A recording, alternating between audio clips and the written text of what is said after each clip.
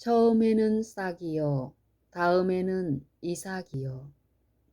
또 가라사대 하나님의 나라는 사람이 씨를 땅에 뿌림과 같으니 저가 밤낮 자고 깨고 하는 중에 씨가 나서 자라되 그 어떻게 된 것을 알지 못하느니라. 땅이 스스로 열매를 맺되 처음에는 싹이요 다음에는 이삭이요 그 다음에는 이삭에 충실한 곡식이라. 열매가 익으면 곧 낫을 대나니 이는 추수 때가 이르렀음이니라. 마가복음 4장 26절로 29절. 씨 뿌리는 자의 비유는 적지 않은 의혹을 일으켰다.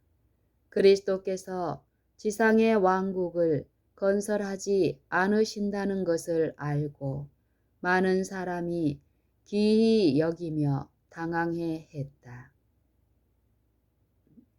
그리스도께서는 그들이 당황해 하는 것을 보시고 다른 비유로 그들의 생각을 세상 왕국에 대한 기대로부터 심령 속에 역사하시는 하나님의 은혜의 사업으로 돌이키고자 계속 노력하셨다. 또 가라사대 하나님의 나라는 사람이 씨를 땅에 뿌림과 같으니 저가 밤낮 자고 깨고 하는 중에 씨가 나서 자라되 그 어떻게 된 것을 알지 못하느니라. 땅이 스스로 열매를 맺되 처음에는 싹이요 다음에는 이삭이요 그 다음에는 이삭에 충실한 곡식이라. 열매가 익으면 곧 낫을 대나니 이는 추수 때가 이르렀음이니라. 추수 때에 낫을 대는 농부는 곧 그리스도시다. 마지막 큰 날에 땅에 곡식을 거두실 이는 바로 그리스도시다. 그러나 씨를 뿌리는 자는 그리스도를 대신하여 일하는 사람을 의미한다. 씨가 나서 자라되 그 어떻게 된 것을 알지 못하느니라고 한 것으로 보아 하나님의 아들 그리스도를 가리킴이 아니라는 것을 똑똑히 알 수 있다. 그리스도께서는 결코 자기 임무를 등한히 여기고 조는 분이 아니시다. 그는 밤낮으로 그것을 지키시는 분으로 씨가 어떻게 자라는지를 알지 못하실 리가 없다. 씨의 비유는 하나님께서 천연계 속에 역사하고 계심을 나타낸다. 씨는 그 자체에 발화소가 있다. 이 요소는 하나님께서 친히 넣어주신 것이다. 그러나 씨를 그대로 버려두면 싹을 내지 못한다. 씨를 발화시키기 위해서는 농부가 해야 할 일이 있다. 먼저 땅을 일구고 비옥하게 만든 다음에 씨를 뿌려야 한다. 농부는 밭을 갈아야 한다. 그러나 그렇게 할지라도 오히려 인력이 미치지 못하는 영역이 있다. 사람의 지혜와 능력으로는 작은 씨에서 살아있는 식물이 나오도록 할 수 없다. 사람은 자기의 최대의 노력을 다한 후에 파종에서 수확기까지 그의 전능하신 능력으로 기이한 역사를 이어가시는 하나님을 계속 의존해야 한다. 씨에는 생명이 있고 땅에는 능력이 있다. 그러나 무한하신 능력이 밤낮으로 역사하지 아니하면 씨는 아무런 수확도 내지 못한다. 바싹 마른 밭에 수분을 주기 위하여 비가 내려야 하고 태양이 온기를 보내주어야 하고 땅에 묻힌 씨에는 전기가 전달되어야 한다. 창조주께서 넣어주신 생명은 오직 창조주만이 불러낼 수 있다. 모든 씨가 싹이 트고 모든 식물이 자라는 것은 하나님의 능력으로 말미암아 되는 것이다. 땅이 싹을 내며 동산이 거기 뿌린 것을 돋게 함같이 여호와께서 의와 찬송을 열방 앞에 발생하게 하시리라. 이사야 61장 11절. 천연계에서와 마찬가지로 영적 파종에서도 진리를 가르치는 교사는 마음의 밭을 잘 일구어야 한다. 그는 씨를 뿌려야 한다. 그러나 생명을 발생시키는 유일한 힘은 하나님께로부터 온다. 인간의 노력이 미칠 수 없는 한계가 있다. 그것을 넘으면 인력으로는 아무것도 할 수 없다. 우리는 말씀을 전파해야 하지만 영혼을 소생시키고 의와 찬송을 솟아나게 할 능력을 나누어 줄 수 없다. 하나님의 말씀을 전하는 일에도 인간의 능력을 초월한 어떤 능력이 작용하지 않으면 안 된다. 하나님의 성령을 통해서만 말씀이 영혼들을 소생시켜 영생에 이르게 하는 살아있고 능력 있는 말씀이 될 수 있다. 이러한 사실을 그리스도께서는 제자들의 마음에 새겨주고자 하셨다. 그분께서는 그들의 사업을 성공시킬 수 있는 것이 저희 자신에게는 전혀 없고 오직 그분의 말씀을 효력 있게 만드는 하나님의 기적을 행하시는 능력이라는 사실을 가르쳐 주셨다. 씨를 뿌리는 일은 일종의 신앙 행위이다. 씨가 발아에서 성장하는 신비를 씨 뿌리는 자는 이해할 수 없으나 그는 초목을 무성하게 하시는 하나님의 능력을 확신한다. 농부가 씨를 땅에 뿌릴 때에는 마치 자기 가족들이 먹고 살 귀중한 곡식을 던져 버리는 것 같이 보인다. 그런데 그는 단지 더 많은 것을 수확하기 위하여 현재의 좋은 씨를 던지는 것이다. 그는 여러 갑절의 수확을 바라면서 씨를 뿌린다. 그와 같이 그리스도의 종들도 저희가 뿌린 씨로부터 수확을 기대하면서 일하여야 한다. 좋은 씨가 얼마 동안은 냉담하고 이기적이고 세속적인 마음 속에 들어가 전혀 눈에 띄지 않게 떨어져 있을 수 있다. 그 씨는 그것이 뿌리를 내렸다는 증거를 보이지 않는다. 그러나 얼마 후에 하나님의 영이 그의 마음 속에 생기를 불어넣으면 묻혀있던 씨는 싹이 나서 마침내 하나님께 영광을 돌릴 열매를 맺는다. 우리가 하는 필생의 사업을 통해 어느 것이 잘 될는지 알지 못한다. 그러나 우리가 해결해야 할 문제가 아니다. 이것은 우리가 해결해야 할 문제가 아니다. 우리가 해야 할 일을 다한 후에 그 결과는 하나님께 맡겨야 한다. 너는 아침에 씨를 뿌리고 저녁에도 손을 거두지 말라. 전도서 11장 6절. 또한 하나님의 크신 언약은 땅이 있을 동안에는 심음과 거둠이 쉬지 아니하리라고 선언한다. 창세기 8장 22절. 이와 같은 언약을 믿고 농부들은 밭을 갈고 씨를 뿌린다. 영적인 파종에서도 이에 못지않은 확신이 있어야 한다. 내 입에서 나가는 말도 헛되이 내게로 돌아오지 아니하고 나의 뜻을 이루며 나의 명하여 보낸 일에 형통하리라. 이사야 55장 11절.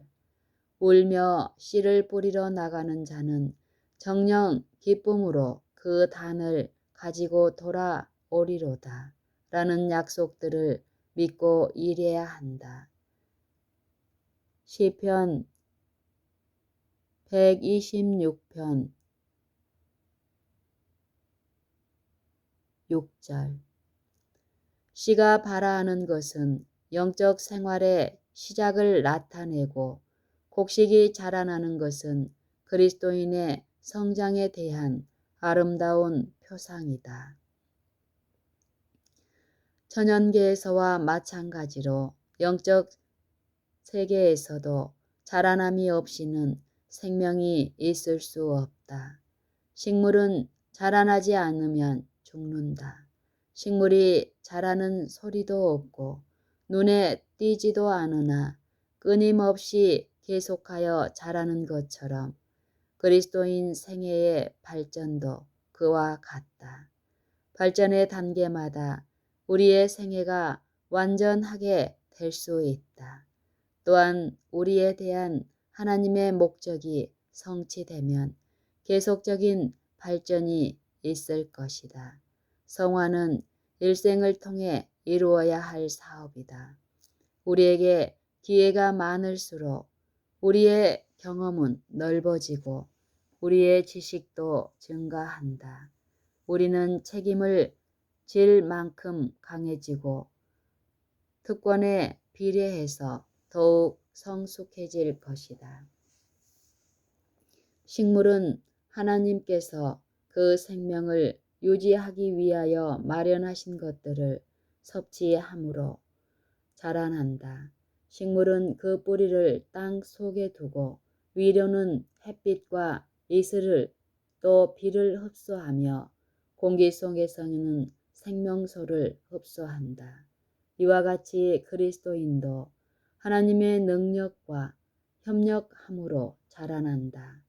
우리는 우리 자신의 무가치함을 인식하고 좀 더 넓은 경험을 얻도록 우리에게 주어지는 모든 기회를 잘 이용하여야 한다.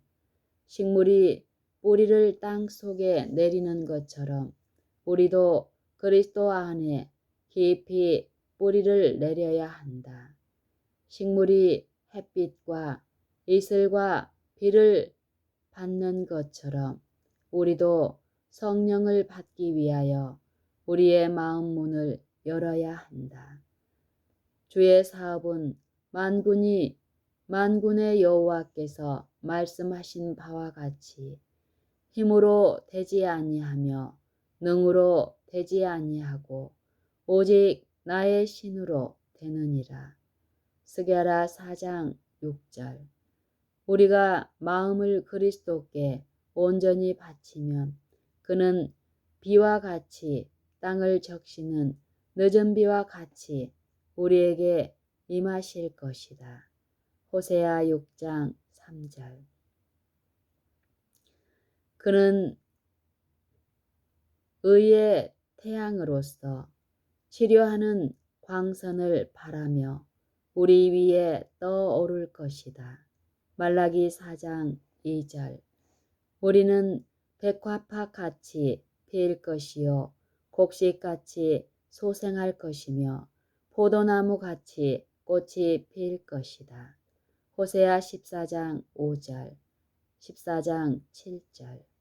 우리는 그리스도를 개인의 구주로 끊임없이 의뢰함으로써 범사에 우리의 머리가 되신 그분에게까지 자라나게 될 것이다. 밀은 처음에는 싹이요, 다음에는 이삭이요, 그 다음에는 이삭에 충실한 곡식으로 자라난다. 농부가 씨를 뿌리고 곡식을 가꾸는 목적은 열매를 얻기 위함이다. 그들은 굶주림을 채울 양식을 바라고 후일에 거둘 추수를 위하여 씨를 뿌린다. 이와 같이 하늘의 농부께서도 당신의 수고와 희생에 대한 보수로서 수확할 곡식을 찾으신다. 그리스도께서는 사람의 마음 속에 당신 자신을 재현하고자 하신다. 그는 이 일을 당신을 믿는 자들을 통하여 하신다. 그리스도인 생애의 목적은 열매 맺는 일이다. 곧 믿는 사람의 마음 속에 그리스도의 품성을 재현시키고 또 다른 사람에게도 그 품성이 재현되도록 하는 것이 그리스도인 생애의 목적이다. 곡식은 자기 자신을 위하여 싹을 내고 자라나고 열매를 맺는 것이다. 파종하는 자에게 종자를 주며 먹는 자에게 양식을 주기 위해서이다. 이사야 55장 10절. 이와 같이 누구든지 자기 자신만을 위해서 살지 않아야 한다. 누구든지 이와 같이 자기 자신만을 위해 살지 말아야 한다. 그리스도인은 다른 사람을 구원하기 위한 그리스도의 대표자로 이 땅에 살고 있는 것이다. 자신을 중심으로 하는 생애에는 자라나는 일도 없고 열매 맺는 일도 없다. 만일 그대가 그리스도를 개인의 구주로 받아들였다면 그대는 자신을 잊어버리고 다른 사람을 돕기 위해 노력해야 한다. 그리스도의 사랑을 말해주고 그분의 인자하심을 이야기해 주라. 그대에게 주어지는 모든 의무를 다하라. 마음속에 영혼에 대한 부담감을 가지고 할 수 있는 방법을 다 동원하여 잃어버린 자를 구원하는 일을 힘써 행하라. 그대가 그리스도의 정신, 곧 다른 사람들에 대한 이기심 없는 사랑의 정신과 그들을 위해 수고를 아끼지 않는 정신을 받아들일 때 그대는 자라나게 되고 열매를 맺게 될 것이다. 성령의 열매가 그대의 품성에 무르익게 될 것이다. 그리하여 그대의 믿음이 더욱 굳어지고 그대의 신념이 더욱 확고해져서 그대의 사랑이 온전하게 될 것이다. 그리스도의 형상을 더욱 많이 반사할수록 그대는 점점 순결하고 고상하고 사랑스러워질 것이다. 사랑의 열매는 사랑과 희락과 화평과 오래 참음과 자비와 양선과 충성과 온유와 절제이다. 갈라디아서 5장 22절로 23절. 이 열매는 결코 없어지지 아니하고 종류대로 수확을 내어 영생에 이르게 할 것이다. 열매가 익으면 곧 낫을 대나니 이는 추수 때가 이르렀음이니라. 그리스도께서는 당신의 교회 안에 당신을 나타내 보이기를 간절히 원하신다. 바라신다. 그리스도의 품성이 그분의 백성 속에 완전하게 재현될 때 그분은 당신의 것을 찾으시려고 이 땅에 강림하실 것이다. 우리 주 예수 그리스도의 재림을 바랄 뿐 아니라 그것을 촉진시키는 것이 모든 그리스도인의 특권이다. 베드로후서 3장 12절. 그의 이름을 믿노라고 하는 자들이 그분께 영광을 돌릴 수 있는 열매를 맺는다면 온 세상이 얼마나 신속히 복음의 씨가 뿌려질 것인가. 최후의 큰 수확을 위한 곡식은 속히 익을 것이며 그리스도께서는 귀한 곡식을 거두기 위해 강림하실 것이다.